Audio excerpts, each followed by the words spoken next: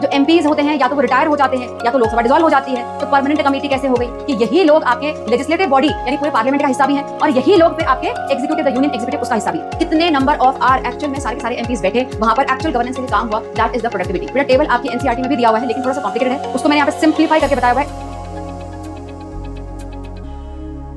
Hello everyone, नमस्कार, सत श्री अकाल, आदाब, कैसे हैं आप सब लोग? I hope you all are fit and fine. तो इसी बात पे शुरू करते हैं आज का video where we going to cover chapter number 6 the parliamentary system, legislature and executive for class 8 social science. And इस चैप्टर को हम कवर करने वाले हैं वन शॉट में। बेटा आपका जो पार्ट 1 बुक है एसएसटी सिलेबस का, उसका ये सेकंड लास्ट वन शॉट है। इसके बाद बचता है सिर्फ चैप्टर नंबर 4, उसको भी हम जल्दी कवर कर लेंगे and then you will be through with your half yearly syllabus. ठीक है, सारे चैप्टर के नोट्स मैं कंटिन्यूसली शेयर करती जा रही हूँ टेलीग्राम चैनल पे। अगर नहीं ज्वाइन किया है तो ज्वाइन कर लो, लिंक मिलेंगे आपको डिस्क्रिप्शन में। You will find out 3 links there. The first link will be your class 8 science syllabus, the second link will be class 8 social science syllabus and the third link will be the telegram link. ठीक है, you can access everything from there. Clear? Now let's talk about this chapter. बेटा chapter बहुत ही interesting और बहुत ही easy होने वाला है। मैं बनाऊंगी इजी, डोंट वरी। और बेटा क्योंकि इजी लगेगा चैप्टर तो बहुत ही इंटरेस्टिंग भी लगेगा। यस, ये सिविक्स की ब्यूटी है, यहाँ सब समझ में आ जाए ना तो चैप्टर बड़ा फिर मजा आता है पढ़ने में, है ना? और वही मजा आपको आने वाला है। Trust me, with this one shot you will be able to remember everything here.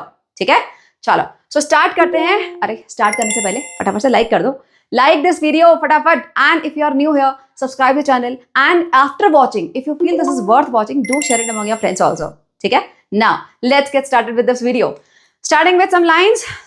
किसने बोली थी ये? अलादी कृष्णा स्वामी अय्यर, जो कि हमारे कॉन्स्टिट्यूएंट असेंबली के मेंबर थे। जब वहां डिबेट चल रहा था नवंबर 1949 में, तो इन्होंने कुछ लाइंस बोली थी। क्या बोला देखो, the constitution is not a mere lawyer's document. हमारा कॉन्स्टिट्यूशन जिसमें बहुत सारी बातें लिखी हुई हैं जो कि हमें फॉलो करनी होती हैं, हमारे देश को फॉलो करनी होती हैं, तो ये बता रहे हैं कि ये सिर्फ एक लीगल डॉक्यूमेंट नहीं है जिसपे कि जिसको देश फॉलो करेगा। बेटा ये हमारे कंट्री की पहचान है। अगर हम कॉन्स्टिट्यूशन को पढ़ ले तो पता पड़ेगा कि इंडिया कैसे काम करता है, right? So this is not just the legal document, it reflects our India's value, है ना, कैसा सिस्टम काम करेगा। Next, it is the vehicle of the life. Vehicle of the life, vehicle क्या करता है? यूजुअली हमको आगे को लेके जाता है, हमारे डेस्टिनेशन तक लेके जाता है। ऐसे ही कॉन्स्टिट्यूशन क्या कर रहा है? ये हमारी कंट्री को आगे लेके जा रहा है, from the past to the future. Clear? Next, it's spirit is always the spirit of the age. मतलब बेटा स्पिरिट ऑफ द एज का मतलब क्या है? जो भी इसमें बातें लिखी हुई हैं वो सिर्फ प्रेजेंट के लिए हैं, सिर्फ प्रेजेंट के लिए। मीन्स ऐसा नहीं कि जो 1950 में जो चीजें लिखी हुई थी वो आज के टाइम पे एप्लीकेबल नहीं है, वो आज भी एप्लीकेबल है आज की नीड के हिसाब से। एग्जाम्पल, इक्वेलिटी लिखा हुआ है। इक्वेलिटी 1950 में क्या मतलब था उसका? कि वहां पर अनटचेबिलिटी जैसी चीजें होती थी, है ना? तो अनटचेबिलिटी को हटाना वो उस टाइम का मोटिव था। आज के टाइम पे इक्वेलिटी का मतलब क्या है? यहां पर हम रिजर्वेशन बिल लेके आ रहे हैं, वुमेन रिजर्वेशन बिल, राइट? तो वर्ड वही है लेकिन उसका मीनिंग चेंज हो गया है डिपेंडिंग ऑन द सिनेरियो। हमें क्या? देखो ये सारे पॉइंट्स को मैंने यहाँ पे लिख के दिया हुआ है आपको। Meaning, first of all, it is not a mere lawyer's document. क्या मतलब है? So constitution is not just a legal rule book, it reflects the values and the spirit of the nation.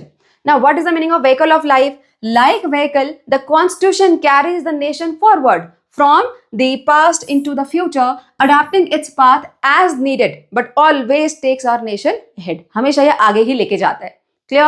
And its spirit, always the spirit of the age, means the core value remains the same throughout, but their meaning keeps on evolving with each generation's need. For example, equality का example मैंने दिया। Equality means untouchability that time, है ना? उस time पे था untouchability को and करना। अभी के टाइम पे है reservation bill, like women's reservation bill. Understood? So beautiful lines said by Alladi Krishna स्वामी।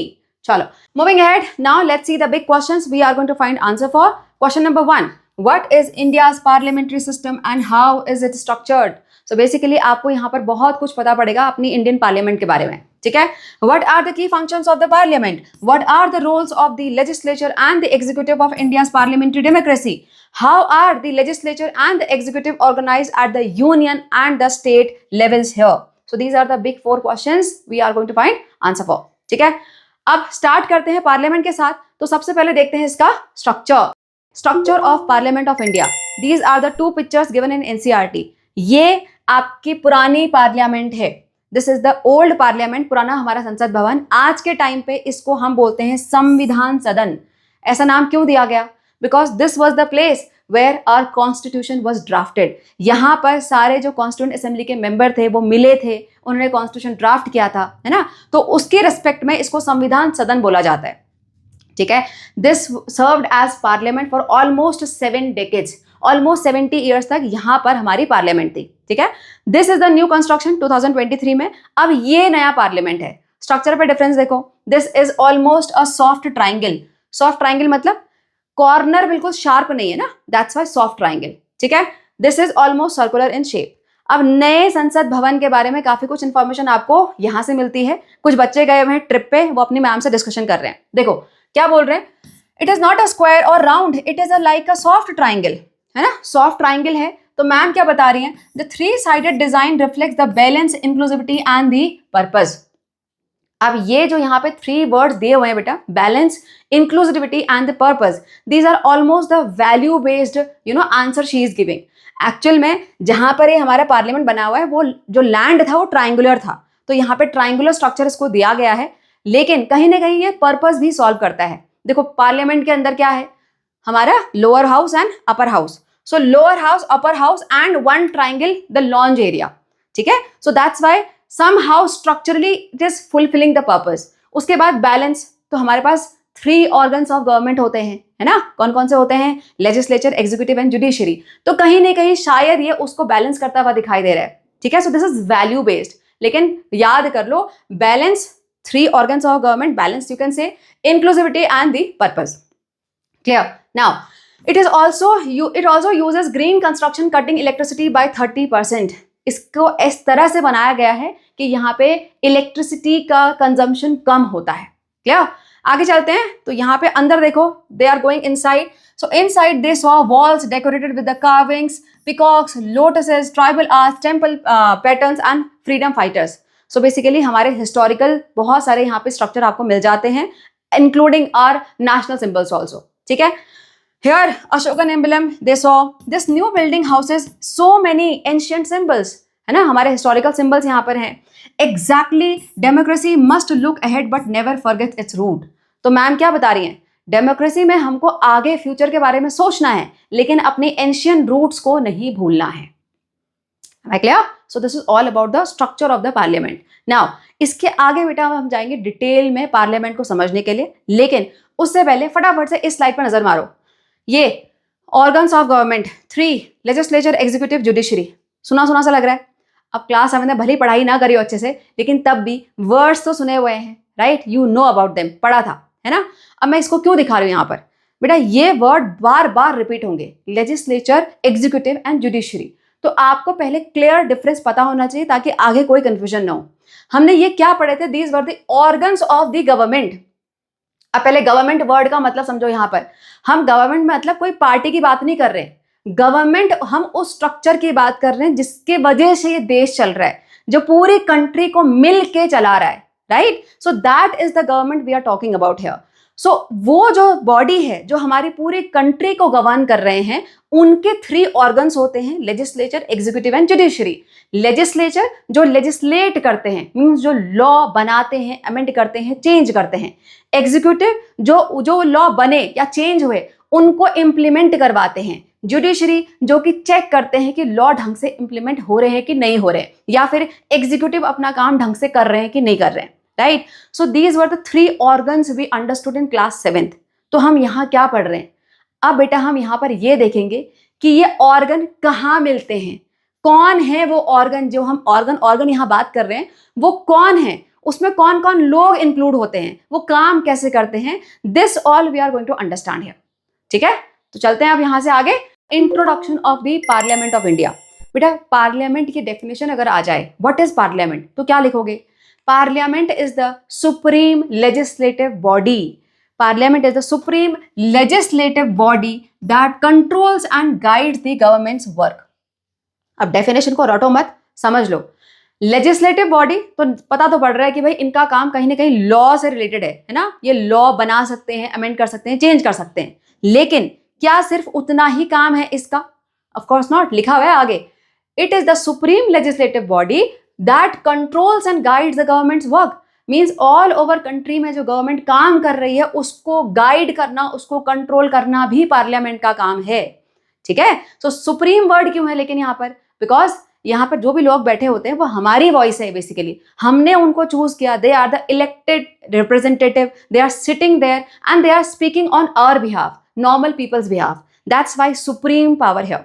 ठीक है, देखो, because it is embodies the people's collective voice, आम जनता की वॉइस वहां पर बैठी हुई है, उनके चूज किए हुए एक इलेक्टिव रिप्रेजेंटेटिव वहां बैठे हुए हैं, and has the power to make, amend and reject any law within the constitution framework. इनके पास ये पावर है कि किसी भी लॉ को चेंज कर सकते हैं, अमेंड कर सकते हैं, रिजेक्ट कर सकते हैं, लेकिन मर्जी से नहीं, ऑब्वियसली कॉन्स्टिट्यूशन फ्रेमवर्क के अकॉर्डिंग, है ना, जो कॉन्स्टिट्यूशन हमें बताता है उसके according it is called supreme, इसीलिए इसको सुप्रीम बोला जाता है। बेटा यहाँ पर जो लॉ बनते हैं अकॉर्डिंग टू द कॉन्स्टिट्यूशन, उनको डायरेक्टली कोई मना नहीं कर सकता, उसको चैलेंज कर सकते हैं, जुडिशरी उस पर क्वेश्चन कर सकती है, उसको बता सकती है कि भाई ये रॉन्ग है या राइट है, वो बात की बात है, लेकिन जब ये बन रहा है तो उस टाइम पे कोई भी दूसरी ऐसी बॉडी नहीं है हमारी कंट्री में जो इनके डिसीजन को आउटरैंक कर सके। That's why supreme word is here. ठीक है, so what is parliament? Supreme, this is the reason why supreme. Legislative body, because इनका काम लॉ से रिलेटेड है, उसको चेंज करना, अमेंड करना, विच controls and guides the government work. तो सिर्फ लॉ बनाना काम नहीं है, इनका काम कंट्रोल एंड गाइडेंस भी है। अंडरस्टूड? नाउ अब बेटे जब भी हम पार्लियामेंट की बात करते हैं तो सबसे पहले दिमाग में क्या आता है? लोकसभा, है ना, लोकसभा के मेंबर जिनको हमने वोट किया, वो चूज हो गए, वो इलेक्ट हो गए, उसके बाद वो बन गए मेंबर ऑफ पार्लियामेंट, राइट? कैसे हुआ ये? बिकॉज हमारे पास राइट टू वोट है, यूनिवर्सल एडल्ट फ्रेंचाइज है, हमने पीपल को डायरेक्टली वोट किया, वो लोकसभा में गए, वहां के मेंबर बन गए, जो मेजोरिटी ग्रुप बना लोकसभा में, जो भी मेजोरिटी पार्टी होगी या फिर जो कोalition होगा, वो अपना बहुमत साबित करेंगे और उनकी फिर गवर्नमेंट बन जाएगी। पढ़ लिया हमने ये। Now since 1952 we have seen 17 लोकसभाज। बेटा 5 ईयर का टेन्योर होता है लोकसभा में, सो हमने अभी तक 17 लोकसभा देख ली हैं। हमेशा 5 ईयर जरूरी नहीं है, कुछ ऐसी भी लोकसभा हुई हैं जो 5 ईयर से पहले डिसॉल्व हो गई हैं। अभी हमारे देश में कौन सी लोकसभा चल रही है? 18th लोकसभा कॉन्स्टिट्यूशन, जो कि हमारे 2024 के इलेक्शन में चूज हुए थे। 2024 इलेक्शन के बहुत डिटेल आपने पढ़ लिए प्रीवियस चैप्टर में, चैप्टर नंबर 5 में। ठीक है, चलो। सो क्या सिर्फ लोकसभा होती है पार्लियामेंट में? बोलोगे नहीं नहीं मैम, राज्यसभा भी होती है, हमें पता है। बेटा राज्यसभा एंड लोकसभा के अलावा there is one more person which is very important. देखो, composition of the parliament of India. बेटा पार्लियामेंट ऑफ इंडिया में जो ये 2 हाउस के हमने नाम लिया, उसके अलावा प्रेसिडेंट इज ऑल्सो काउंटेड। सो अगर हम पार्लियामेंट बोलेंगे तो पार्लियामेंट के अंदर हैं आपके president and the 2 houses. 2 houses यहाँ, क्योंकि यहाँ पे 2 हाउसेज है, इसको बोलते हैं बाई कैमरल सिस्टम। बाय मतलब 2, कैमरल मतलब 2 chambers, 1 for Lok Sabha, 1 for Rajya Sabha. ठीक है, अब आपको ये समझना है कि यहाँ पर बाई कैमरल सिस्टम क्यों आया, हमारे कॉन्स्टिट्यूशन में क्यों ऐसे 2 हाउस बनाए गए। देखो, हमने वोट किया, लोकसभा के मेंबर चूज हुए, अब वो जाके पार्लियामेंट बैठ के देश के लिए काम तो कर रहे हैं ना, कर रहे हैं, but even then why there was the need of the upper house, the Rajya Sabha? अब इसका आंसर समझने के लिए पहले आपको क्लियर पता होना चाहिए कि उनका इलेक्शन कैसे होता है। बेटा राज्यसभा के जो मेंबर होते हैं वो स्टेट असेंबलीज से आते हैं, राइट? वहां पर कहीं ना कहीं हर स्टेट से उनको चूज किया जाता है। Now this is the answer. बेटा यहाँ पर जब हम लोकसभा के मेंबर को इलेक्ट करके भेज रहे हैं ना, वो पूरी कंट्री के लिए काम कर रहे हैं। Lok Sabha is working for the whole nation. लेकिन कई बार जब हम इतनी बड़ी कंट्री को एक साथ लेके चल रहे हैं, हमारी कंट्री बहुत सिंपल नहीं है, डाइवर्स है ना, ज्योग्राफिकल डाइवर्सिटी है, लोगों में डाइवर्सिटी है, उनकी नीड्स में डाइवर्सिटी है। तो जब सारे लोग मिलके पूरे नेशन के लिए काम कर रहे हैं तो कई बार क्या होता है कि हो सकता है छोटे छोटे एरिया जो स्टेट को चाहिए वो नेग्लेक्ट हो जाए, राइट? तो इसीलिए यहाँ पर स्टेट के रिप्रेजेंटेटिव भी चाहिए थे, सो दैट कि पूरे नेशन के चक्कर में हर एक स्टेट कहीं ना कहीं छोटी मोटी चीजों में इग्नोर ना हो जाए। Am I clear? And this is called federalism.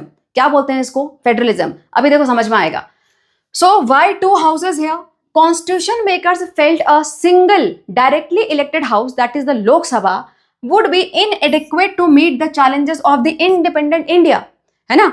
तो यहाँ पर in the spirit of federalism, अब पहले फेडरलिज्म को समझ लो बेटा। Federalism is a system where powers are distributed among the centre, state and the local government.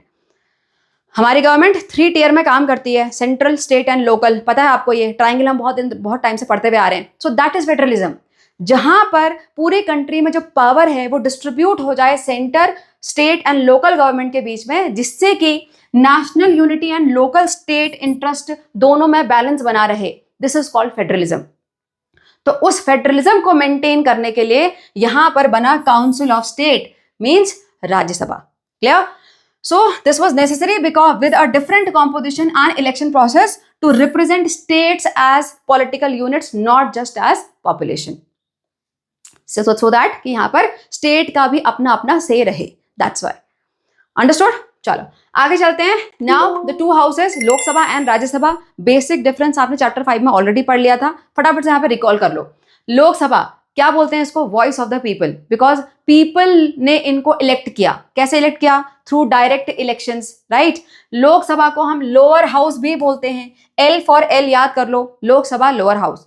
यहाँ की मैक्सिमम स्ट्रेंथ जो कि कॉन्स्टिट्यूशन में बताई गई है, दैट इज 550. अब कोई सारे बच्चे बोल रहे हैं मैम पिछले चैप्टर में पढ़ा था 543 होती है, अब यहाँ 550 बता रहे हो. बेटा ये जो स्ट्रेंथ है वो कॉन्स्टिट्यूशन में लिखी हुई है कि 550 से ज्यादा की स्ट्रेंथ नहीं हो सकती, राइट. लेकिन ऐसा जरूरी नहीं है कि 550 ही होनी चाहिए, उससे कम चलेगी. तो अभी के टाइम पे 543 डिसाइड हुई है. 543 मेंबर्स अभी होते हैं लोकसभा में आज के टाइम पे, ठीक है. अदरवाइज कॉन्स्टिट्यूशन में कितनी बताई गई है? 550. Clear? This is the picture of Lok Sabha. ये अंदर से ऐसा है, पिक्चर दी हुई है आपकी बुक में.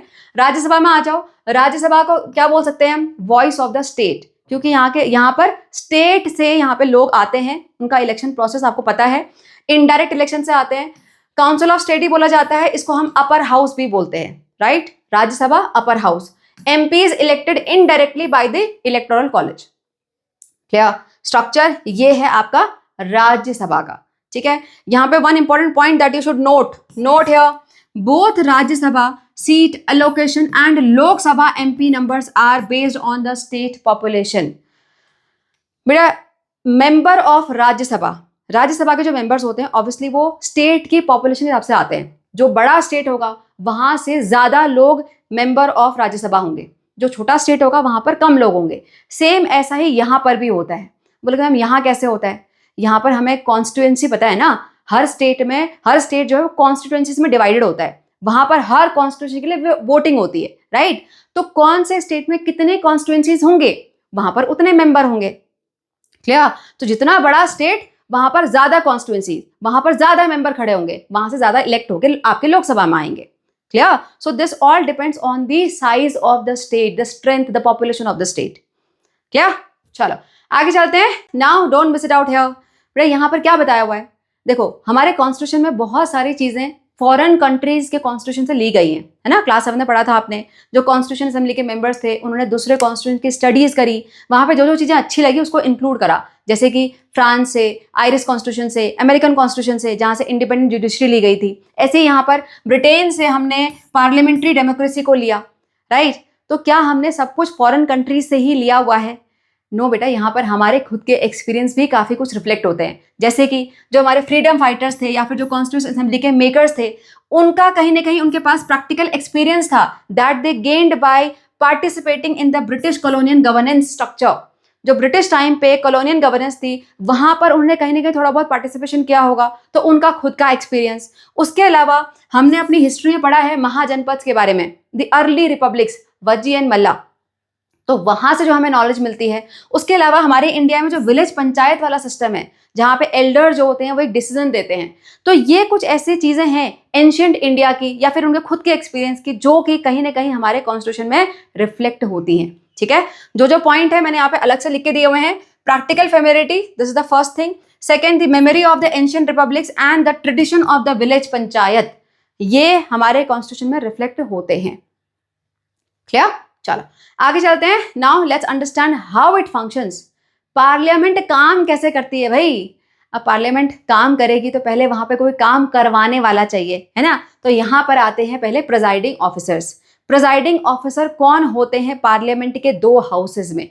अब देखो हम हर चीज दो हाउसेस के आपसे पढ़ेंगे, है ना, दी लोकसभा एंड दी राज्यसभा। देखो अगर लोकसभा की बात करो तो लोकसभा में जो मेंबर्स होते हैं यानी मेंबर्स ऑफ पार्लियामेंट होते हैं वो इलेक्ट करते हैं स्पीकर को। सो जो प्रिजाइडिंग ऑफिसर होता है लोकसभा का उसको बोला जाता है स्पीकर ऑफ द लोकसभा।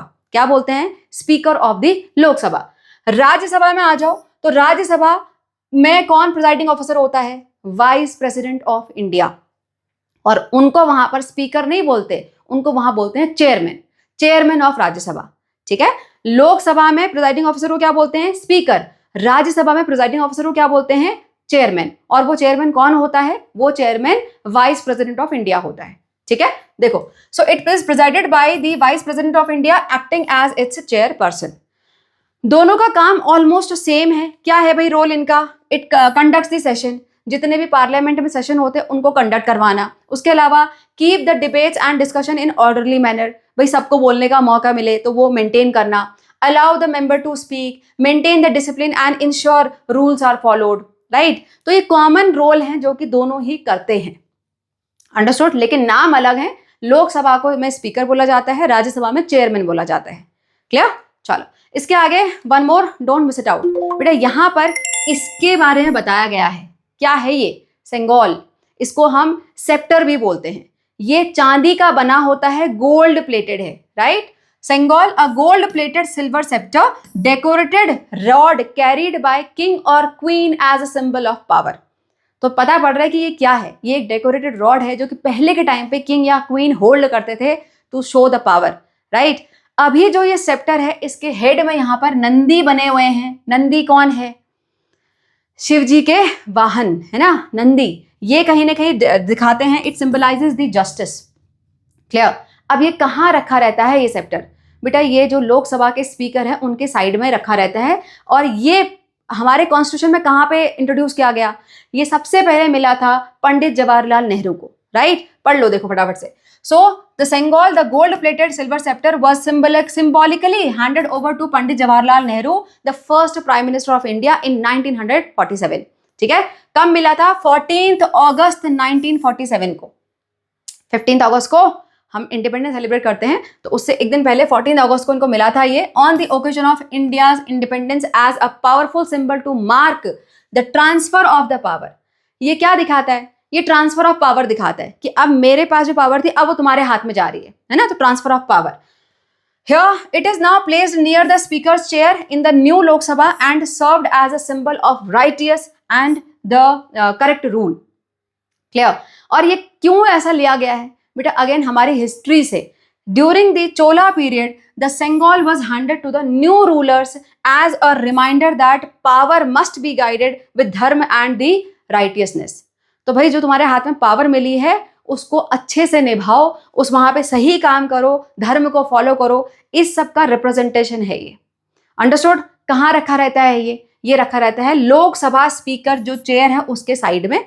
सबसे पहले किसके हाथ में गया था? पंडित जवाहरलाल नेहरू के हाथ में। ये क्या दिखाता है? Transfer of power. समझ में आया इतना? चलो आगे चलते हैं। Now here one more, don't miss it out. बेटा हमारे पार्लियामेंट में आज के टाइम पे whatever the discussion is going on, it can be immediately translated into 18 different languages. Yes, जो वहां लोग बैठे हुए हैं वो किसी भी लैंग्वेज में उसको ऑन द मोमेंट ट्रांसलेट करके सुन सकते हैं। देखो, to help make parliamentary discussion accessible to all, translation services are provided in multiple Indian language. Previously, simultaneous interpretation was of 12 language. अभी recently 6 और ऐड हो गई हैं, तो 6 and 12 अभी कितनी हो रहे टोटल? 18। ठीक है, नाम याद करने की जरूरत नहीं है, लेकिन आपको ये पता होना चाहिए कि 18 लैंग्वेज में ऑन द मोमेंट इंटरप्रिटेशन हो जाता है। ठीक है, चलो आगे चलते हैं। नाउ बेटा प्रिजाइडिंग ऑफिसर का रोल समझ में आ गया। उनका काम क्या है? पार्लियामेंट में जो सेशन हो रहे हैं आपके राज्यसभा में या लोकसभा में उसको स्मूथली कंडक्ट करवाना, है ना। इसके अलावा और कोई इंपॉर्टेंट बॉडी है पार्लियामेंट में? Yes, there is the union executive. इसका डिटेल्ड रोल हमें आगे जाके पढ़ना है। यहाँ पे पहले इसका स्ट्रक्चर देख लो। कौन आते हैं यूनियन एग्जीक्यूटिव में? बेटा यहाँ पर आते हैं president, vice president, council of minister headed by PM. So सारी इंपॉर्टेंट पर्सनैलिटीज आ गई यहाँ पर। देखो प्रेसिडेंट भी है, वाइस प्रेसिडेंट भी है, प्राइम मिनिस्टर भी है। उसके अलावा काउंसिल ऑफ मिनिस्टर, अब ये कौन है? जितने भी मिनिस्टर्स के तुमने नाम सुने हुए हैं, union minister, defence minister, foreign minister, railway minister, education minister, so जो भी मिनिस्टर आपने सुने हुए हैं वो सारे के सारे ये काउंसिल ऑफ मिनिस्टर्स में आते हैं। ठीक है, अब ये काउंसिल ऑफ मिनिस्टर चूज कैसे होते हैं, कहां से आते हैं?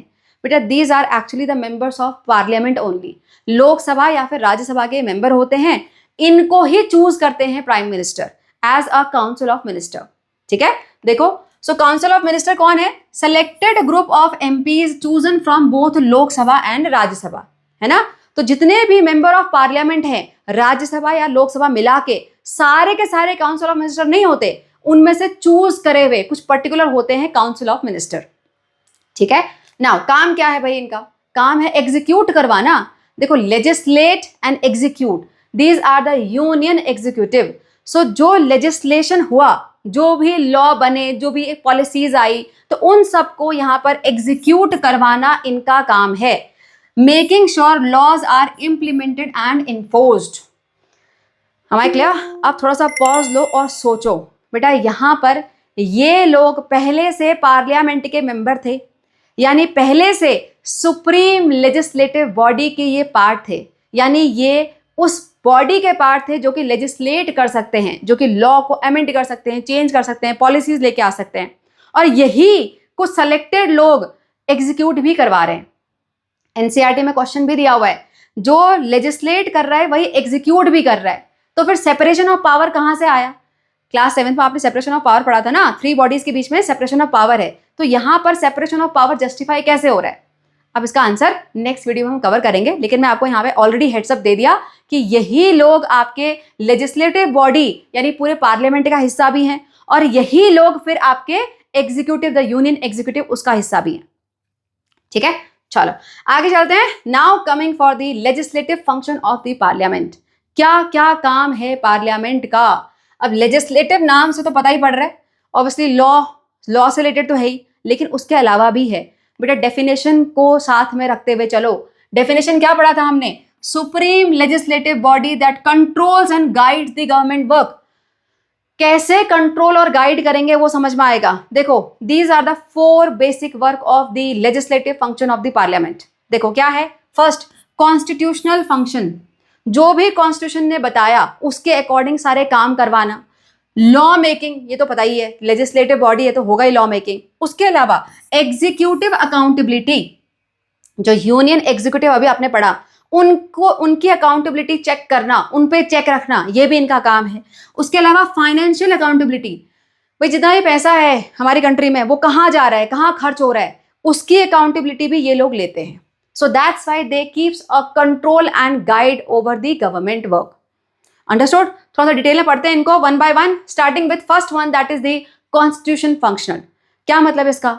जो कॉन्स्टिट्यूशन ने जो बेंचमार्क रखे हुए हैं उसके अकॉर्डिंग ढंग से काम हो रहा है कि नहीं हो रहा है कंट्री में, ये देखना। देखो, so the parliament is directly interested with upholding the core values of the Indian constitution including these all. ये सारी चीजों पे चेक रखते हैं। क्या है? Enabling parliamentary democracy through the universal एडेड फ्रंट सरफेस, मीन्स हमारी पार्लियामेंट में जितने भी लोग आते हैं वो सब इसके अकॉर्डिंग ही आते हैं, है ना, ये उस चीज को मेंटेन करते हैं। दूसरा, upholding the fundamental rights and directive principles of the state policies by framing the laws and policies. ये कंटिन्यूस कुछ ऐसे लॉज बनाते हैं, चेंज करते हैं, अमेंड करते हैं इसके अकॉर्डिंग, फंडामेंटल राइट्स के अकॉर्डिंग, या फिर DPSPs, directive principles of state policies के अकॉर्डिंग। ठीक है, उसके अलावा following the separation of power between the legislature, executive and judiciary, ये इस चीज को फॉलो करवाते हैं। उसके अलावा इंश्योरिंग द फेडरलिज्म, यानी कि the division of the power between the state, union and the local government, ये फॉलो करवाते हैं। Other constitution functions like election of the president, vice president and passing amendments of the constitution, ये सब चीजें भी यहाँ पर होते हैं। सो बेसिकली कॉन्स्टिट्यूशन में जो भी लिखा हुआ है उसको सब तरीके से यहाँ पे फॉलो किया जा रहा है। So this is the constitutional function. Clear? Simple है ये। इसके बाद नेक्स्ट आ जाता है आपका लॉ मेकिंग। अब जो मेन फंक्शन लॉ मेकिंग कैसे होता है, स्टेप बाय स्टेप प्रोसीजर आपको यहां पर समझना है। ठीक है, देखो, so making law is one of the primary responsibility of the legislature. कैसे शुरू होता है ये? बेटा ये शुरू होता है बिल के साथ। अब बिल क्या है? बिल एक रफ ड्राफ्ट है, जो भी आपको प्रपोज करना है लॉ, जो भी आपको चेंज करवाना है या जो भी प्रपोजल है उसको एक ड्राफ्ट बनाया जाएगा उसका, है ना, उस ड्राफ्ट को पेश किया जाएगा. Now this bill will go through long process before becoming an act. अब एक्ट क्या है? एक्ट का मतलब जब ये बिल सब जगह से पास हो जाए, फाइनली अप्रूव हो जाए और तब जाके वो एक लॉ बन जाए. So act means the final official form of the law. हर बिल लॉ नहीं बनता, वो बिल जब पास हो जाता है, हर जगह से अप्रूव हो जाता है, तब जाके वो एक एक्ट बनता है और फिर वो एज अ लॉ पूरी कंट्री में अप्लाई होता है. क्लियर? अब वो बीच का प्रोसीजर, लॉन्ग प्रोसीजर जो हम बोल रहे हैं, उसको हमें देखना है यहां पर. This is the long process we are talking about, जो कि आपको समझनी है. देखो, सबसे पहले क्या होता है? Introduction in either house of the parliament. जो आपका बिल है उसको किसी भी एक हाउस में, लोअर हाउस या अपर हाउस, वहां पे पेश किया जाएगा. उसकी प्रॉपर रीडिंग होगी, रीडिंग द बिल. रीडिंग करने के बाद उसको रेफर किया जाएगा स्टैंडिंग कमिटी के पास. अब स्टैंडिंग कमिटी क्या है, समझो इसको बेटा. Standing committee, it is a permanent committee. क्या है ये? Permanent committee consisting of MPs. Means आपके राज्यसभा या लोकसभा के कुछ एमपीज होंगे जो कि इस कमिटी के मेंबर होंगे और ये एक परमानेंट कमिटी है. अब कितने बच्चों के दिमाग में ये क्वेश्चन आया, मैम परमानेंट कमिटी है, जो एमपीज होते हैं या तो वो रिटायर हो जाते हैं या तो लोकसभा डिसॉल्व हो जाती है, तो परमानेंट कमेटी कैसे हो गई? बेटा इसको हम एक एनालॉजी से समझते हैं. जैसे आपका स्कूल, आपके स्कूल की बिल्डिंग, आपके स्कूल में जितनी भी क्लासेस हैं, है ना, हर क्लास में एक क्लास टीचर चाहिए, स्कूल को एक प्रिंसिपल चाहिए. तो ये एक प्रॉपर कमेटी है जो कि स्कूल को चाहिए.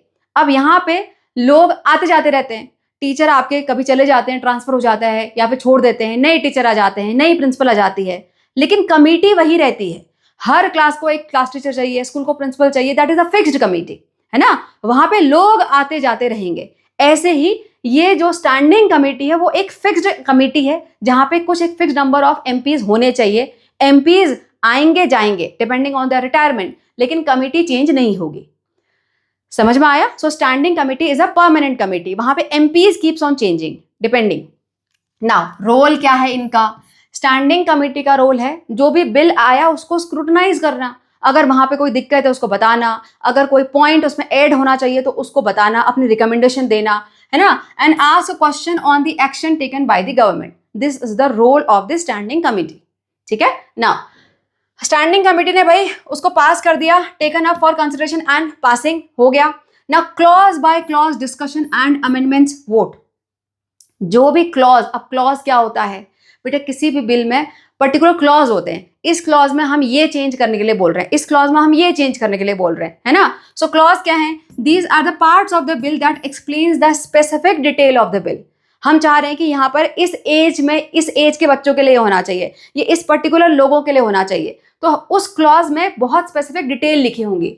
तो हर क्लॉज पे डिस्कशन होता है, हर क्लॉज पे यहाँ पर वोटिंग भी हो सकती है. उसके बाद पूरे बिल के लिए वोटिंग होती है, राइट, जो कि दोनों हाउस में होती है ऑब्वियसली. उसके बाद process repeated in another house. एक हाउस में वोटिंग हो गई, उसके बाद दूसरे हाउस में फिर वही प्रोसेस रिपीट होगी. जब दोनों ही हाउस से पास हो जाएगा फिर वो जाएगा फॉर प्रेसिडेंशियल असेंट. मतलब अब वो प्रेसिडेंट के सामने पेश होगा, प्रेसिडेंट उसको अप्रूव करेंगे, साइन करेंगे, तब जाके वो एक गैजेट नोटिफिकेशन से रिलीज होगा. ना what is gadget notification?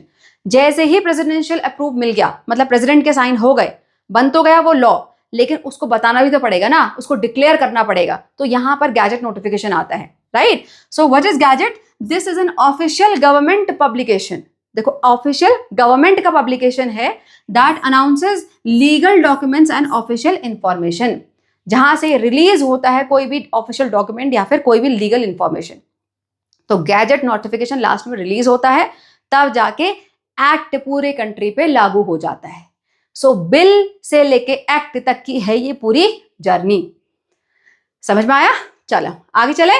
Now बेटा यहां पर एक आपको डिटेल दी हुई है RTE के बारे में, राइट टू एजुकेशन.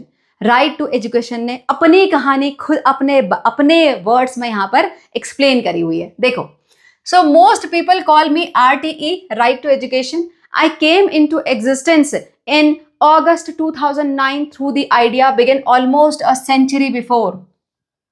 कब आया ये एक्ट, कब बना? 2009 में. लेकिन जो आइडिया था RTE का वो बहुत पहले से था. देखो, my roots lies in the DPSPs, directive principle of the state policies of the Indian constitution. क्या मतलब इस बात का? बेटा, जब कॉन्स्टिट्यूशन बना था तो उस टाइम पे ही लोगों का ऐसा मानना था कि सब बच्चों को राइट टू एजुकेशन होना चाहिए, लेकिन उस टाइम के सिनेरियो के हिसाब से वो पॉसिबल नहीं था। लेकिन इस पर काम होना चाहिए। What are the directive principles of state policies? These are the goals जिसको कि गवर्नमेंट अचीव करना चाहती है। तो उस टाइम भी गवर्नमेंट का ये गोल था कि एक दिन हम अपनी कंट्री में ये राइट टू एजुकेशन, यानी सारे बच्चों को एजुकेशन का राइट हो, ये लॉ लेके आएंगे। ठीक है, so that's why my root lies in the DPSPs। Now, though the constitution makers wanted me to implement within a decade after the independence, this didn't happen। जो उस टाइम पे कॉन्स्टिट्यूशन मेकर थे वो जानते थे कि उस टाइम पे इमीडिएटली ये करना पॉसिबल नहीं होगा, लेकिन उन्होंने अपने सामने गोल रखा था 10 सालों का कि आगे आने वाले 10 सालों में हम ये काम कर लेंगे, लेकिन नहीं हो पाया ऑब्वियसली, है ना। In early 1990s someone argued in the court that I was inherited part of the fundamental right of the constitution, namely the right to life। हमारा कॉन्स्टिट्यूशन हमें एक फंडामेंटल राइट देता है जिसका नाम है राइट टू लाइफ, है ना, जीने का अधिकार। लेकिन life without education is nothing, है ना। तो उन्होंने बोला education is important to lead a meaningful life. भाई, अगर किसी के पास एजुकेशन ही नहीं है तो वो एक नॉर्मल जिंदगी, नॉर्मल लाइफ कैसे जी सकते हैं? तो क्योंकि हमारे पास राइट ऑफ लाइफ है तो कहीं ना कहीं राइट ऑफ एजुकेशन अपने आप ही एक फंडामेंटल राइट बन जाता है ना। ये आर्ग्यूमेंट हुआ 1990 में। ठीक है, now parliamentary action began some year later with the introduction of 86th Constitutional Amendment Act in 2002, which mandate as Article 21A of the Constitution। क्या बोला है ये बेटा? 86th Constitutional Amendment मतलब जब से कॉन्स्टिट्यूशन बना उसमें कई बार अमेंडमेंट हुए, तो ये वाला जो अमेंडमेंट था वो 86th नंबर का था। So that's why 86th Constitutional Amendment Act 2002 में ये था। Now, कहां पर ये मेंशन किया गया?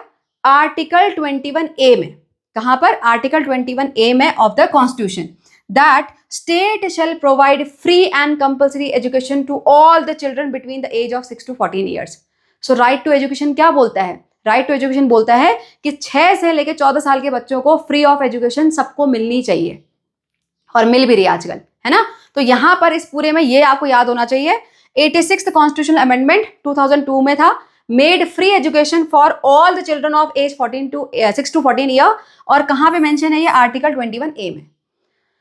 क्लियर? अब बोलोगे मैम 2002 में अमेंडमेंट, अभी तो हमने बोला ये 2009। बेटा, 2002 में कॉन्स्टिट्यूशन में अमेंडमेंट किया गया, लेकिन कॉन्स्टिट्यूशन का अमेंडमेंट का मतलब ये नहीं है कि पूरी कंट्री में उसी दिन लागू हो गया। लागू करने के लिए पहले कुछ प्रोसेस सोचनी पड़ेंगे ना। इतने सारे स्कूल कहाँ से आएंगे, टीचर कहाँ से आएंगे, तो बहुत सारे स्टेप्स होते हैं उसके लिए, राइट। तो इसके लिए फर्दर हुआ क्या? 6 years लेटर, सो तब से 6 साल बाद I was tabled as a bill in the Rajya Sabha, a committee studied me thoroughly and suggested modification. तो जब ये हमारे कॉन्स्टिट्यूशन में बन गया, अमेंडमेंट हो गया, उसके बाद 6 साल तक इसके बारे में स्टडीज हुई होंगी। उसके बाद एक बिल ड्राफ्ट किया गया, फिर उस ड्राफ्ट को यहाँ पर राज्यसभा में पेश किया गया। स्टैंडिंग कमेटी ने उसको स्क्रूटनाइज किया, उसमें जो भी चेंजेस थे वो बताए। उसके बाद after the major debate concern the funding, उसके बाद दोनों ही हाउस में डिबेट हुआ होगा ऑब्वियसली, क्या हो सकता है क्या नहीं हो सकता, कहाँ से इतने पैसे आएंगे, इतना स्कूल कहाँ से आएगा, fees, infrastructure, teachers for million of children, उसका कॉस्ट कैसे होगा, ये सब के बारे में डिस्कशन हुआ। And after that 2009 elections, after 2009 election, the new government pursued the matter, and in August 2009 I was passed in Lok Sabha and received the presidential assent becoming an act। So अगस्त 2009 में ये bill finally पास हुआ लोकसभा से। पहले राज्यसभा में पेश हुआ था ना, तो पहले राज्यसभा से पास हुआ होगा, फिर लोकसभा से पास हुआ, उसके बाद प्रेसिडेंशियल एसेंट इसको मिला, और उसके बाद ये बन गया एक्ट। सो अब हमारे पास RTE एक्ट है, RTE एक्ट 2009। ठीक है, so today I have enabled the creation of legal pathway for children to attend school, facilitate new school construction and ensured free book and uniform for the children। सो इस act के according कई सारे बच्चों को यहाँ पर स्कूल जाने का मौका मिला, उनको यहाँ पर फ्री बुक्स मिलती हैं, यूनिफॉर्म मिलते हैं, है ना, और इसके आगे जाके मिड डे मील भी आया था। चलो, सो दिस वाज ऑल। तो ये ऐसे पास होता है कोई भी bill and it becomes the act. ठीक है, स्टोरी ऑफ आरटीई। चलो आगे चलते हैं। नाउ हियर, अच्छा ये यहाँ पे नोट कर लो बेटा, passed by parliament and received presidential assent in August 2009 becoming an act. तो एक्ट कब बना, आरटीई एक्ट कब बना, 2009 में, अगस्त 2009। ठीक है, चलो अब चलते हैं आगे। Now the third responsibility of the parliament, that is executive accountability. The union executive, उन पे चेक रखना भी पार्लियामेंट का काम है। देखो कैसे, this is parliament's role in keeping the check on the government, that is PM and the council of minister. और ये चेक कैसे करते हैं, by two ways. First is question hour and the second one is special committee. बेटा question hour क्या होता है, जो भी हमारे सेशन होते हैं पार्लियामेंट के सेशन, वहां पे usually typically the first hour of the session where MPs, जो मेंबर ऑफ पार्लियामेंट हैं, they can ask the ministers, the council of ministers और the PM questions to justify their actions. जो भी policies आ रही हैं, जो भी काम कर रहे हैं, तो वहां पर उनके पे वो क्वेश्चन पूछ सकते हैं कि ऐसा क्यों हुआ, है ना, justify whatever you have done and decision on the government policies. ठीक है, तो इस तरह से वो चेक रखते हैं। उसके अलावा बनती हैं कुछ special committees. Here parliament holds meetings where ministers must explain and answer the questions about their policies. और इस कमेटी में कोई भी हो सकता है जो कि एमपी है, एमपीज ऑफ डिफरेंट पार्टीज, जरूरी नहीं कि रूलिंग पार्टी, कोई भी दूसरी पार्टीज के यहाँ पर एमपी इस कमेटी में हो सकते हैं and they can ask the questions. ठीक है, और इसका पर्पस क्या है बेटा, पर्पस है to ensure that executive justify all the actions and decision to the parliament. इसका पर्पस क्या है कि जो एग्जीक्यूटिव हैं वो ढंग से अपना काम करें, अपनी मनमानी ना करें, है ना, कोई भी वहां पे गलत डिसीजन ना हो, तो उस पर चेक रखने के लिए ये करना जरूरी होता है। Clear? So this way the executive accountability. The next one is financial accountability. बेटा पार्लियामेंट फाइनेंस पे भी चेक रखती है। फाइनेंस मीन्स जितना भी पैसा हमारी कंट्री में है उसका डिस्ट्रीब्यूशन कैसे हो रहा है, कौन से डिपार्टमेंट में कितना यूज होगा, कौन सी पॉलिसीज के लिए कितना यूज होगा, इन सब पे। ठीक है, देखो parliament approves and monitors the government expenditure through the annual budget.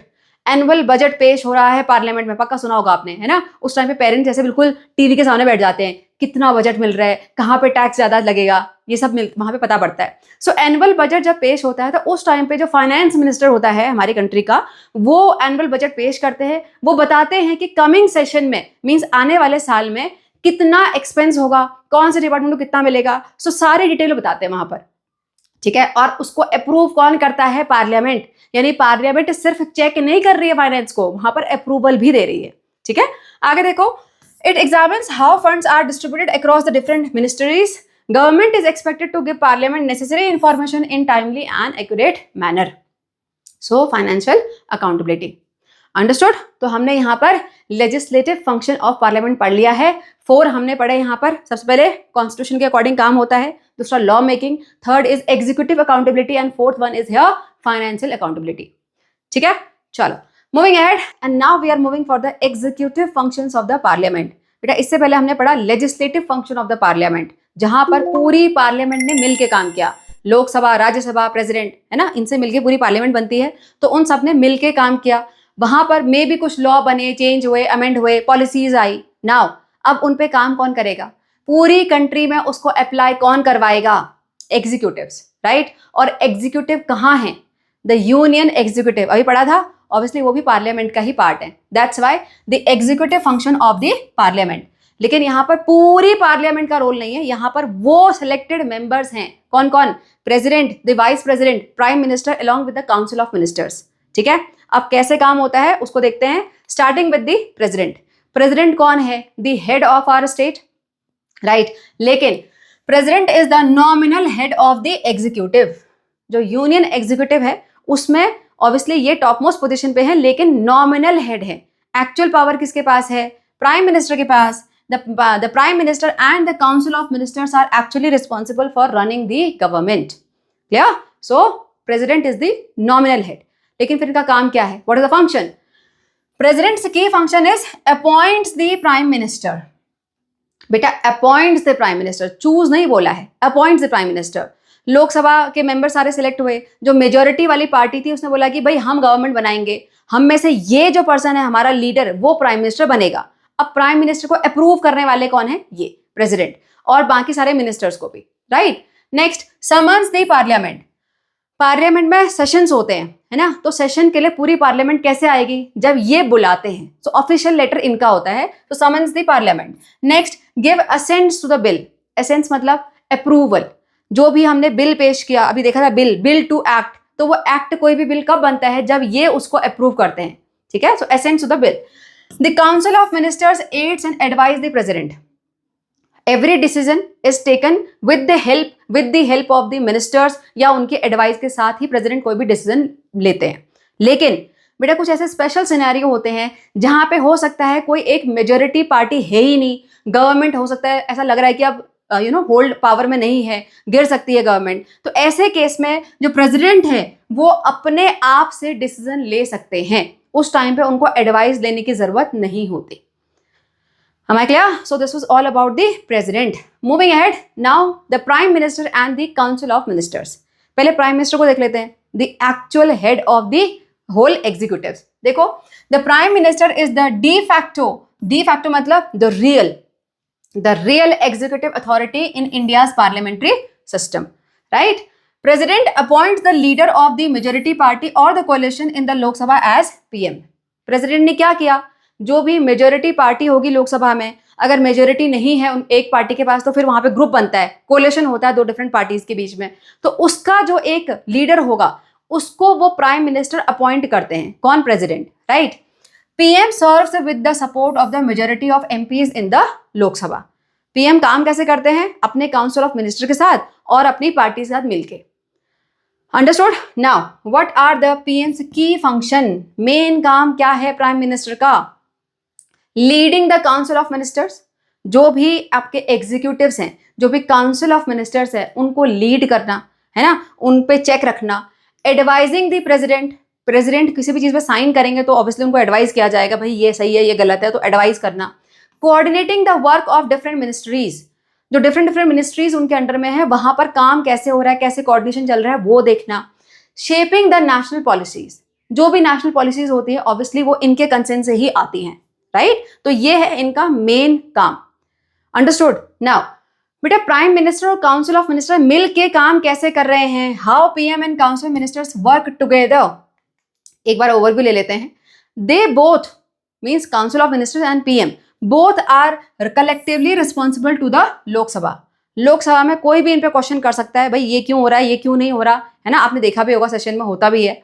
Most bills discussed in parliament are initiated by the government. जितने बिल्स पास होते हैं, ज्यादातर, सारे नहीं, 100% नहीं बोले, ज्यादातर इन्हीं के अथॉरिटी से, means prime minister and council of minister आपस में डिस्कशन करते हैं, तब जाके बिल यहां पर आता है, पेश होता है, ठीक है।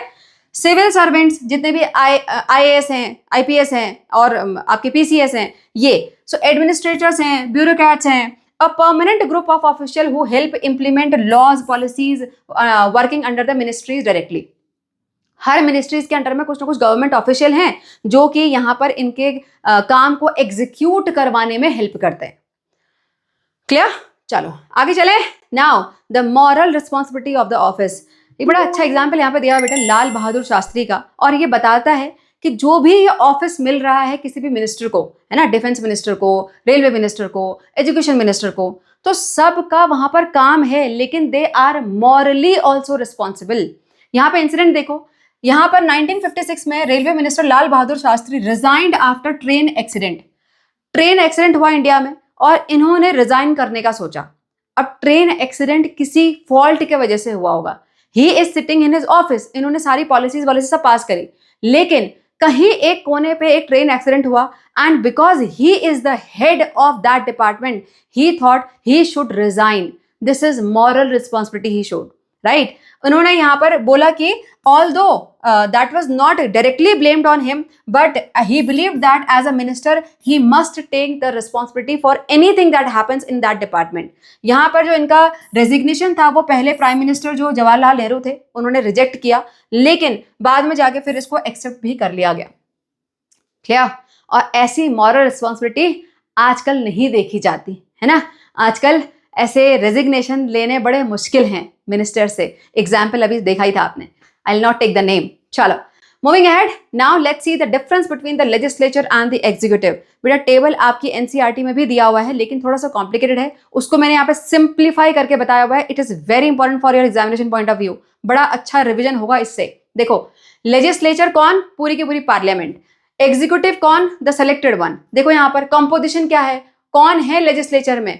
आपके प्रेसिडेंट हैं, लोकसभा एंड राज्यसभा, बेसिकली पूरी पार्लियामेंट। यहां पर कौन है एग्जीक्यूटिव में? President, vice president and the council of minister led by the PM, right? ये आ गया कंपोजिशन। मेन रोल क्या है इनका? काम क्या है भाई लेजिस्लेचर का? ऑब्वियसली लॉ मेकिंग, ये तो याद ही है। So law makes law, watches over the executive. Executive का सारे काम पे चेक रखना इनका काम है। यहां पे आ जाओ, एग्जीक्यूटिव का काम क्या है? इनफोर्सेस और इंप्लीमेंट्स द लॉ। जो भी लॉ पॉलिसीज निकली हैं उनको इंप्लीमेंट करवाना इनका काम है एग्जीक्यूटिव्स का, ठीक है। नाउ फंक्शंस पे आ जाते हैं। बिल, अगर बिल देखा जाए तो यहां पर लेजिस्लेचर कुछ बिल ऐसे हैं जो प्रेजेंट कर सकते हैं, पास नहीं प्रेजेंट कर सकते हैं। यहां पर ज्यादातर बिल एग्जीक्यूटिव ही इंट्रोड्यूस करवाते हैं पार्लियामेंट में, है ना, हम ये बिल लेके आए हैं ऐसे। नेक्स्ट, चेक्स में अगर देखा जाए तो legislature can question, can check the executive. ये लोग एग्जीक्यूटिव को क्वेश्चन कर सकते हैं और इनका काम क्या है? इनका काम है आंसर देना। ये क्वेश्चन नहीं करेंगे, ये आंसर देंगे। So explains and justify its action to the legislature. ये पार्लियामेंट में आके इनके क्वेश्चंस का आंसर करते हैं, ठीक है। नेक्स्ट, मनी को देखा जाए तो यहां पर दे सेंशंस द गवर्नमेंट एक्सपेंडिंग।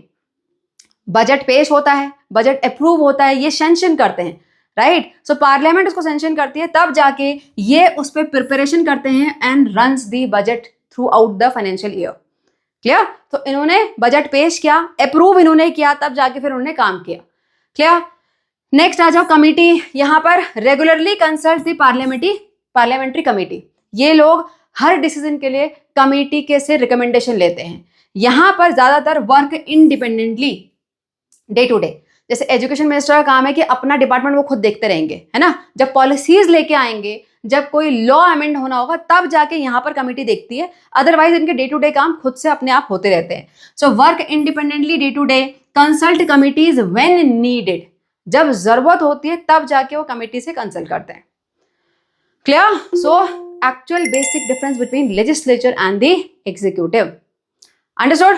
चलो, moving ahead, and now we are moving for the third organ of the government, that is the judiciary, custodian of the constitution. Why custodian? Because they are actually checking कि पूरी country में जो भी काम हो रहे हैं, लॉ बन रहे हैं, एग्जीक्यूट हो रहे हैं, अप्लाई हो रहे हैं, वो एक्चुअल में कॉन्स्टिट्यूशन के अकॉर्डिंग है कि नहीं। दैट्स वाई कस्टोडियन, ठीक है ना। अगर डिफाइन करने को आ जाए तो जुडिशरी क्या है? ऑर्गन ऑफ गवर्नमेंट, है ना। So it is the branch of the government responsible for interpreting and applying laws. ये चेक करेंगे कि जो लॉ बने हैं वो ठीक से बने कि नहीं बने हैं, वो पूरी कंट्री में ढंग से अप्लाई हो रहे हैं कि नहीं हो रहे हैं, और अगर कहीं पर डिस्प्यूट आ रहा है तो उसको रिजॉल्व करना भी इनका ही काम है। सिंपल। नाउ बेटा, ये काम कहाँ से करते हैं? लेजिस्लेचर और एग्जीक्यूटिव पार्लियामेंट से ही काम कर रहे हैं। ये कहाँ से काम करते हैं? By the system of courts. You know कि हमारे पास बहुत सारी कोर्ट्स हैं, सुप्रीम कोर्ट है, हाई कोर्ट है, उसके बाद रीजनल कोर्ट भी होते हैं, तो वहां से ये काम करते हैं, ठीक है। Now why they are acting as a custodian of constitution? Answer is here, because they ensure all branches of the government operate within the constitutional limit. पूरी कंट्री में जहां पर भी काम हो रहा है वो कॉन्स्टिट्यूशन लिमिट के अंदर में हो रहा है कि नहीं हो रहा है, उस पर ये चेक रखते हैं। That's why custodian of the constitution. Clear? Now they keeps the check on the society and the government. Society और गवर्नमेंट दोनों पे ही ये चेक रखते हैं। कैसे? By interpreting the laws. वो चेक कर रहे हैं कि गवर्नमेंट ने लॉ ढंग से बनाए कि नहीं बनाए हैं, पूरे सही हैं। रिजॉल्विंग द डिस्प्यूट, अगर उन लॉज के अकॉर्डिंग कहीं पर डिस्प्यूट आता है तो उसको ये सॉल्व करते हैं।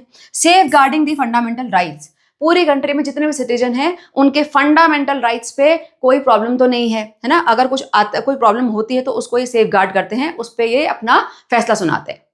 Clear? Now how they are keeping the check on the other two. This is one of the main role of judiciary, है ना। ये लेजिस्लेचर और एग्जीक्यूटिव पे चेक रखते हैं। कैसे रखते हैं? Let's find it out.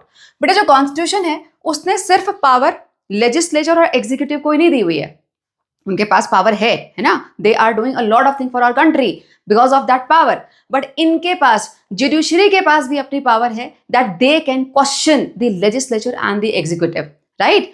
यहां पर judiciary role first, check that law passed by parliament don't violate the constitutional framework. Parliament means legislature ने जो भी यहाँ पर लॉ बनाया वो कहीं कहीं कॉन्स्टिट्यूशनल फ्रेमवर्क को वायलेट तो नहीं कर रहा, ये उस पर चेक रखते हैं। अगर लग रहा है तो वहां पे वो क्वेश्चन करेंगे उसको और हो सकता है उसको नलीफाई भी कर दे।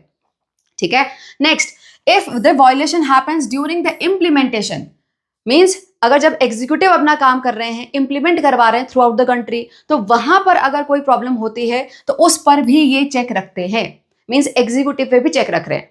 Clear? Next, just as parliament work through the legislature and executive, the judiciary function through the court. तो पार्लियामेंट से काम कौन कर रहा है? Legislature and executive. ऐसे जुडिशरी कहां से काम करते हैं? कोर्ट से। क्लियर? बस इतना ही पढ़ना है आपको इस चैप्टर में जुडिशरी के बारे में। क्लियर? तो हमें क्या समझ में आया भाई? लेजिस्लेचर कौन? जो लॉ बनाते हैं। एग्जीक्यूटिव कौन? जो लॉ को इंप्लीमेंट करते हैं। और जुडिशरी कौन? जो इन दोनों पर चेक रखते हैं, ensuring no organ becomes too powerful. ये चेक क्यों रख रहे हैं? जिससे इन दोनों को पता रहे कि भाई हमारे भी ऊपर कोई है, हम सुप्रीम पावर नहीं हैं, हम पर भी क्वेश्चन हो सकते हैं। So they are checking, and what is happening because of this? No one government can become too powerful. No one organ of government can become too powerful. ठीक है?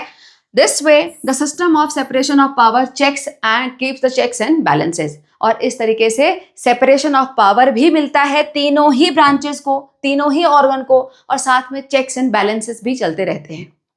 अंडरस्टूड? चलो, moving ahead, and now we are coming for the structure of the state legislature. हमने parliament का structure, parliament की functioning पढ़ ली है। अब हम जा रहे हैं स्टेट असेंबलीज में, है ना? तो मतलब सेंट्रल वाला हमारा हो चुका है, हम स्टेट पे आ रहे हैं। तो स्टेट लेजिस्लेचर का स्ट्रक्चर कैसा होता है, सबसे पहले उसको देखते हैं। देखो बेटा, हमारे सेंटर में हमेशा बाइकैमरल सिस्टम है, हमारे पास लोकसभा है, राज्यसभा है। लेकिन स्टेट असेंबली में हमेशा हर जगह पर बाइकैमरल सिस्टम नहीं होता। कई स्टेट्स में सिर्फ यूनिकैमरल है, मींस एक ही हाउस है, that is the lower house. उसको क्या बोलते हैं? उसको विधानसभा बोलते हैं। हिंदी में उसको विधानसभा बोला जाता है। ठीक है? कई स्टेट में बाइकैमरल भी है, कुछ स्टेट में बाइकैमरल है, मींस टू हाउसेस होंगे, lower house and upper house. Lower house तो वही रहेगा आपका विधानसभा, लेकिन अपर हाउस को वहां बोलते हैं विधान परिषद। क्या बोलते हैं? विधान परिषद।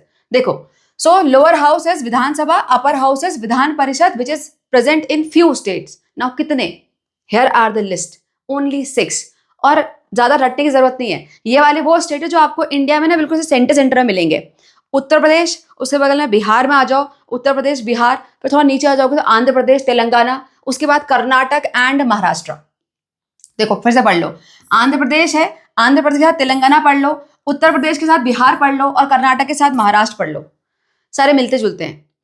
Clear? So these are the 6 state जहां पर बाइकैमरल सिस्टम है, मींस यहां पर 2 हाउस हैं। आपके पास यहाँ पर विधानसभा भी है और विधान परिषद भी है। इसके अलावा बाकी जितने भी स्टेट इंडिया में है, सब जगह पर यूनिकैमरल सिस्टम है, एक ही हाउस है। क्लियर?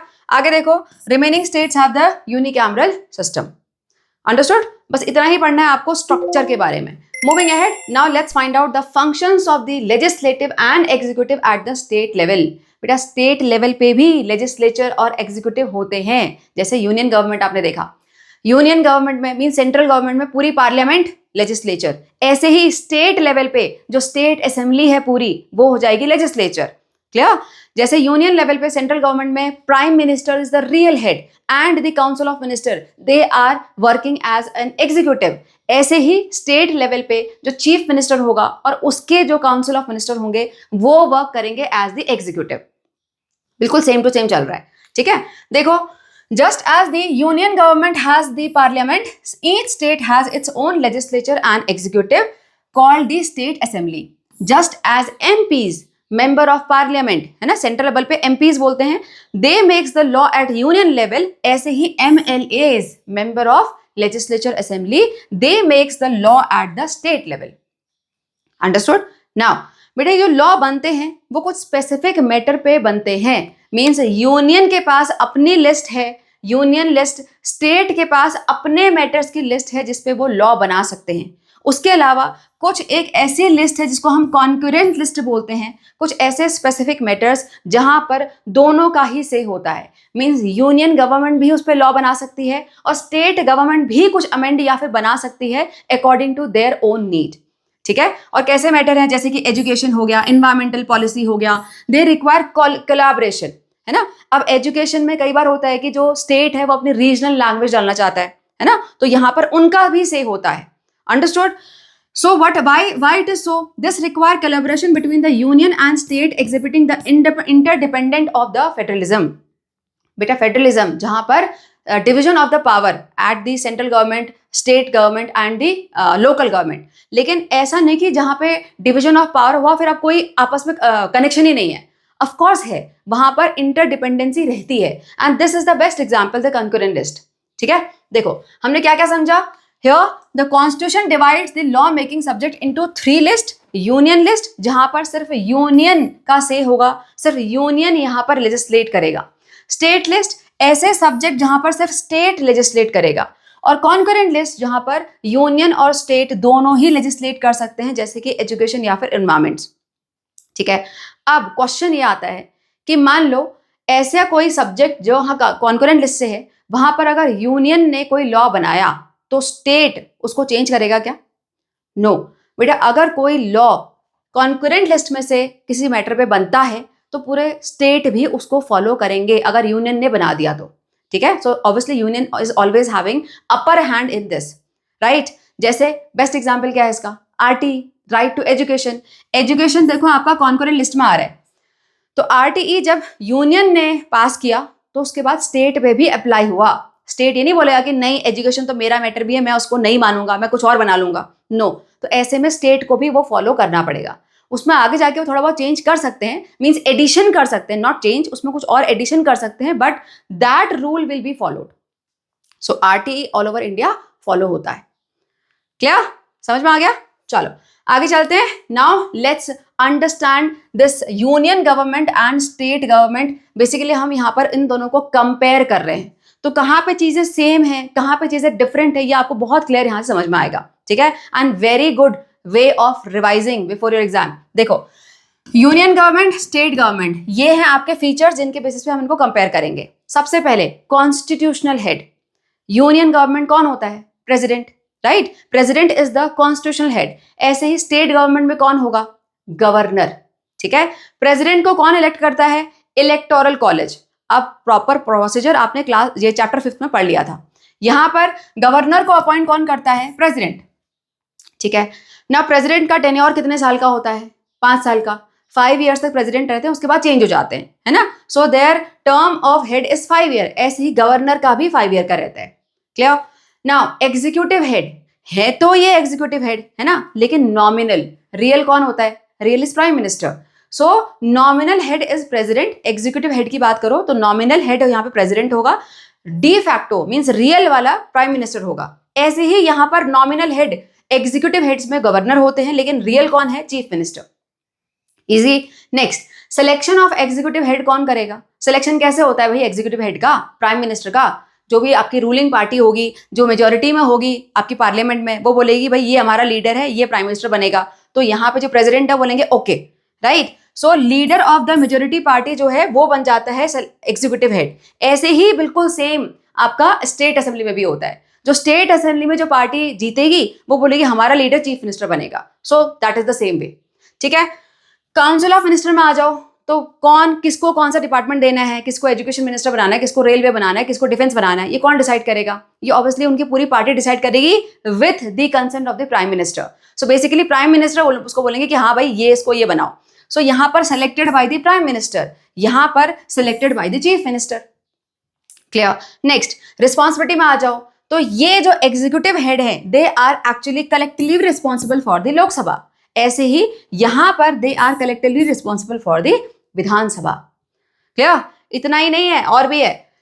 यहां पे आ जाते हैं। सो लेजिस्लेचर स्ट्रक्चर पे आ जाओ तो यूनियन गवर्नमेंट में हमेशा बाइकैमरल होता है, लोकसभा राज्यसभा दोनों में होंगे यहाँ पर, लेकिन स्टेट गवर्नमेंट में यूनिकैमरल भी हो सकता है एंड बाइकैमरल भी हो सकता है।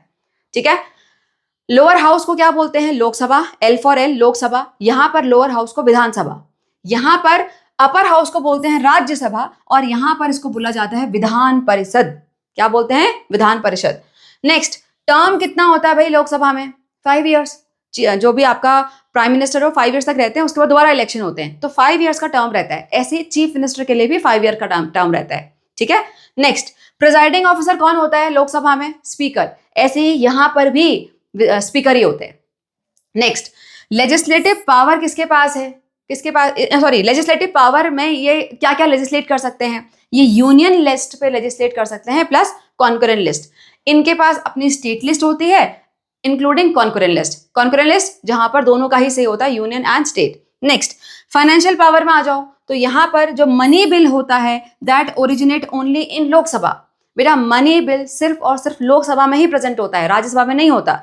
ऐसे ही यहां पर भी जो मनी बिल अगर प्रेजेंट होगा तो विधानसभा में ही होगा, विधान परिषद में नहीं होगा। Clear? So this is the basic comparison between the union government and the state government. Understood? यहां से सारे कंफ्यूजन क्लियर हो गए होंगे, आई होप। चलो चलते हैं आगे। Now let's understand about the parliament sessions and the sittings. बेटा सेशन एंड द सिटिंग्स दो अलग अलग वर्ड दिए गए हैं, सो ऑब्वियसली यहाँ पे दोनों में डिफरेंस है। Now what is the difference? Let's find it out. बेटा parliament typically meets 3 times a year, तो इनको हम बोलते हैं 3 सेशंस। सो पार्लियामेंट में कितने सेशन होते हैं? 3 सेशन। कौन कौन से? Budget session, monsoon session and the winter session. Budget session usually Feb में होता है, बाकी तो नाम से ही पता पड़ रहा है monsoon session and the winter session. तो 3 बार बेसिकली सारे के सारे एमपीज पार्लियामेंट में समन किए जाते हैं। कौन समन करता है? आंसर पढ़ लिया, अभी पढ़ा था ना? आंसर बताओ कमेंट में, कौन समन करेगा?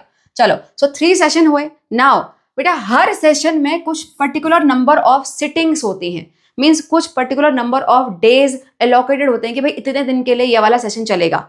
फिक्स्ड नहीं है, चेंज भी हो सकता है, लेकिन कुछ particular number of days they are expected to come and sit for each session. So that is the sitting. Clear?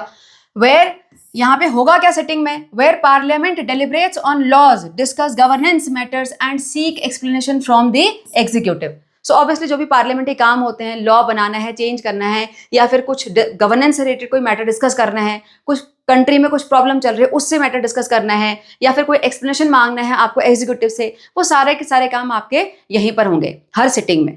ठीक है? नाउ यूजुअली सिटिंग कितने आवर्स की होती है? 6 आवर्स की। So usually they sits for 6 hours in a day during the session, can be extended during the urgent business. अगर कोई बहुत इमरजेंसी आ गई तो वहां पर 6 आवर्स जरूरी नहीं, उससे आगे भी हो सकता है, लेकिन प्रॉब्लम ये है कि वो 6 आवर भी पूरे नहीं होते, है ना? देखेंगे अभी।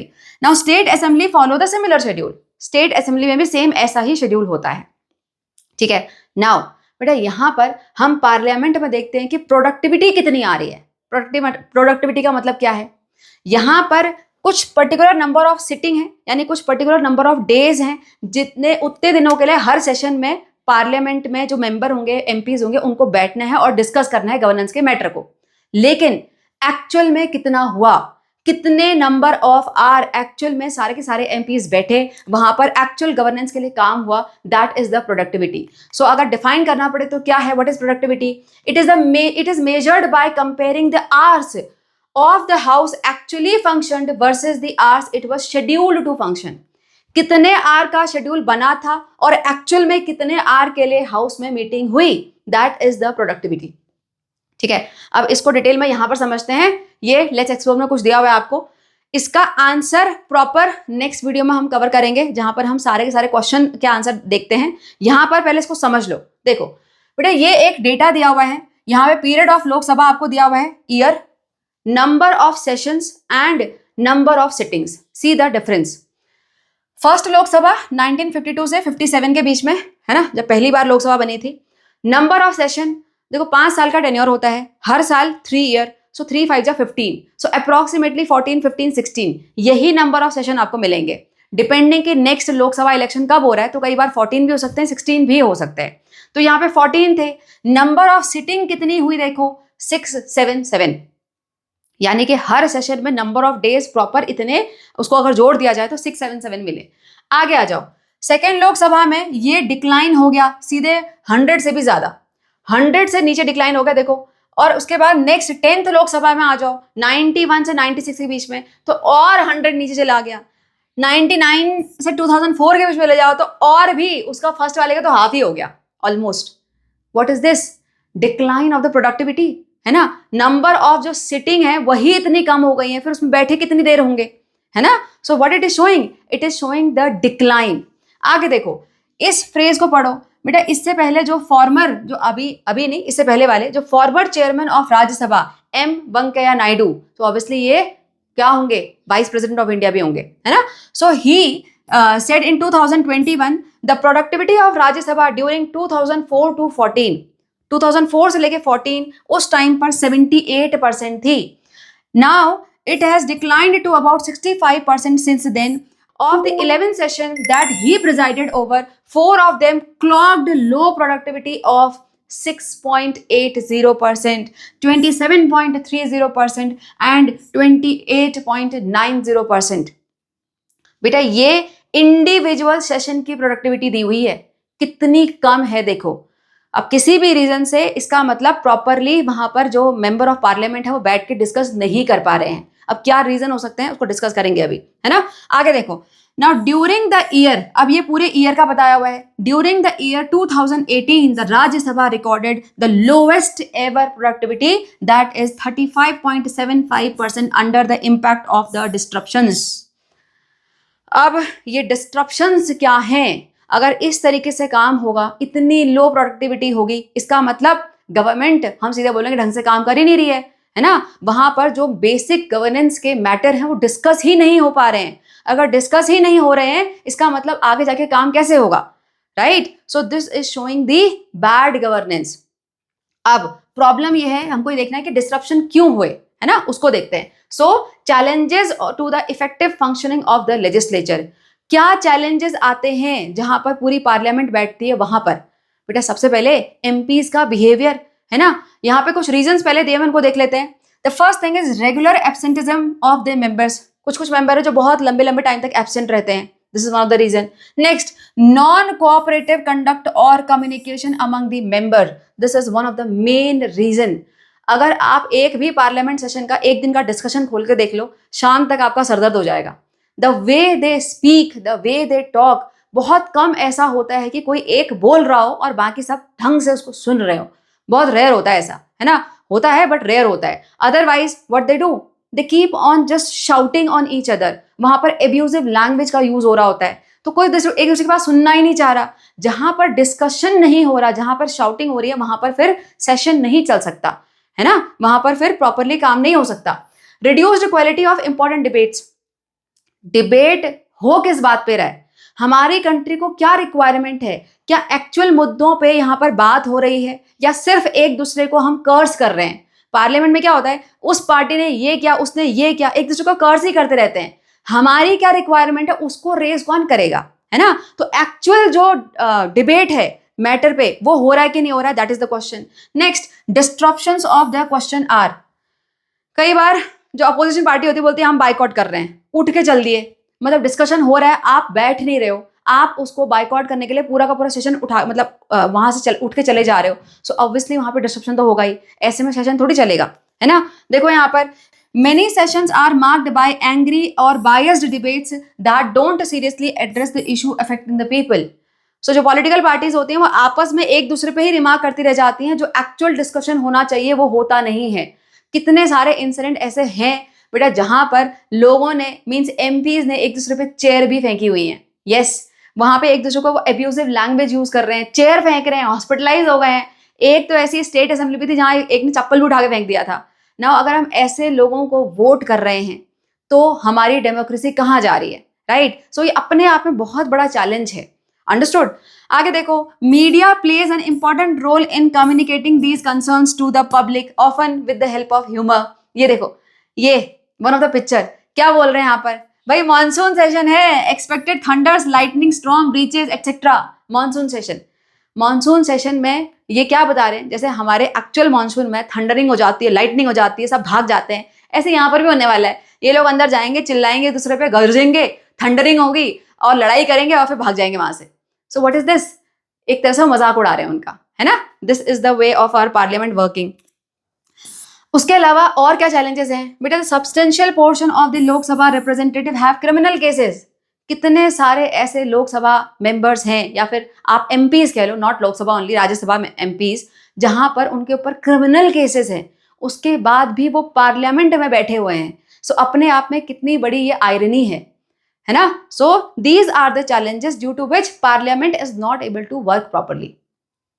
अंडरस्टूड? चलो आगे चलते हैं। Now strengthening the democracy the way forward. देखो चैलेंजेस तो हमें पता पड़ गए, बट चैलेंजेस से ओवरकम भी तो करना है। How we can make our democracy strong? The best way is to stay informed and engaged. बेटा अगर आम जनता को पता रहे कि पॉलिटिकल पार्टीज क्या कर रही हैं, तो पॉलिटिकल पार्टीज वैसे ही खुद ही अलार्म्ड हो जाएंगी, क्योंकि उन्हें पता है कि आगे जाके वोट ये आम जनता ही देने वाली है ना? तो आम जनता अगर वो कंटिन्यूस क्वेश्चन करना शुरू कर दे तो कहीं ना कहीं वो अपना काम फिर ढंग से करेंगे। So stay informed and engaged. Clear? देखो best way to overcome the legislature challenge, first citizen staying informed, second participating in the public debate. कहीं पर भी अगर कोई ऐसा चैलेंज हमें फेस हो रहा है जहां हमें पता पड़ रहा है कि कुछ प्रॉब्लम हो रही है डेमोक्रेसी में, तो वहां पर पब्लिक डिजिटल स्पेसेस में आजकल इतने डिबेट चलते हैं, वहां पार्टिसिपेशन होना चाहिए। जो इन्फ्लुएंसर हैं उनका बहुत इंपैक्ट पड़ता है, तो उनको यहाँ पर कहीं ना कहीं डिबेट में पार्टिसिपेट करना चाहिए। उसके अलावा constructively engaging with the political representatives. कई बार पॉलिटिकल रिप्रेजेंटेटिव खुद आते हैं एक्सप्लेनेशन देने के लिए, तो वहां पर उनके साथ हम कंस्ट्रक्टिवली इंगेज हो सकते हैं। बेटा वर्ड यहाँ पर कंस्ट्रक्टिवली जानबूझ के लिखा हुआ है, ऐसा नहीं कि उनके साथ बात करने और उनको एब्यूजिव लैंग्वेज बोलना शुरू कर दो, उनको डीमीन करना शुरू कर दो। नो, उनके साथ अगर हम कंस्ट्रक्टिवली एंगेज करें तो हम एक्चुअल में अपनी बात को रख सकते हैं।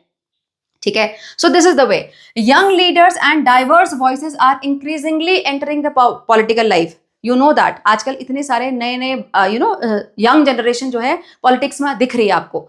उसके अलावा technology is making things easier. Technology है, हम अपनी बात को हर जगह घर घर पहुंचा सकते हैं, so that can help future voters, you all, the students' choice and participation in coming future will obviously help in strengthening the democracy. So you are also going to play important role further. Clear? So this is the way. चलो आगे चलते हैं। Now here last, don't miss it out. क्या दिया हुआ यहाँ पर? ये हमारे former prime minister Atal Bihari Vajpayee ji, इन्होंने बड़ी अच्छी यहाँ पे लाइन बोली थी। देखो, सरकारें आएंगी जाएंगी, पार्टियां बनेंगी बिगड़ेंगी, लेकिन ये देश रहना चाहिए, इस देश का लोकतंत्र अमर रहना चाहिए। Such beautiful lines. He said, beta, government will come and go, parties will keep on rising and falling, but the nation must endure and its democracy must live on. Right? So democracy must live on and we have to strengthen it. Understood? Chalo. So with these beautiful lines, we are done with this chapter. I hope you were able to understand each and every part. But still, अभी भी कोई doubt रह गया है तो comment. I will revert back there, and soon we will solve all the question and answer of this chapter. Till then, take care and bye bye.